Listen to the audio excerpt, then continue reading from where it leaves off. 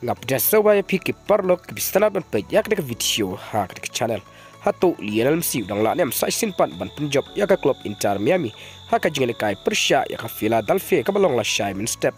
ha ka semi final jong kan likop hadin ka jingmi ka khubor bo Lionel Messi don pedeng ka jingman saw ha ka porbo training nagam taban penkre yak jingale kai Persia yak Philadelphia ha ka semi final jong kan likop kumta ki babun ki nukrishan Lionel Messi kila du jingkermen yo ba Lionel Messi unom lashu ban mi madan lashai mynstep ha ka jingale kai Persia yak Philadelphia Henry na kaleng ukush jong club Inter Miami utata Martino la pentikna bo Lionel Messi undon mentabat ka tim lashai mynstep ha ka jingale kai Persia yak Philadelphia namar ka jingman saw jongu kam da jurtan ndre ka longtang malu mala te parlok ni sasakil lashai mynstep ha ka por saw lai pom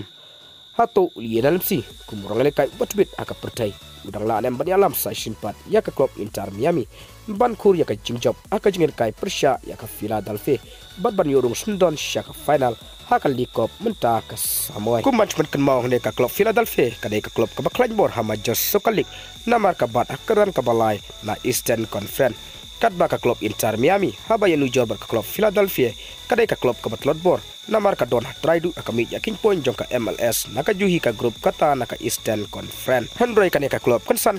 kala long ka club ka baklan bor menta ka samoy hadin ka jingwan penyaso Lionel Messi Sergio Busquets bat u Jordi Alba tengin sampai lengba ki jingdon jong kini ki langut ki players ki bapau hato ka club Inter Miami kala ada emban pelim ya ka Philadelphia lashai mynstep haka semi final jong kan likop bat sashin ya ki toki parlok ki bajikwa ban pe ya ka jingili kai Lionel Messi naka club Inter Miami haka semi final jong kan likop pila ban klik ya ka link ka badon haka description hapo jong ka video te parlok tang kini ki kubor ngangai da pila sautu ngin sai kendu hakwe pat ka video kublai shibun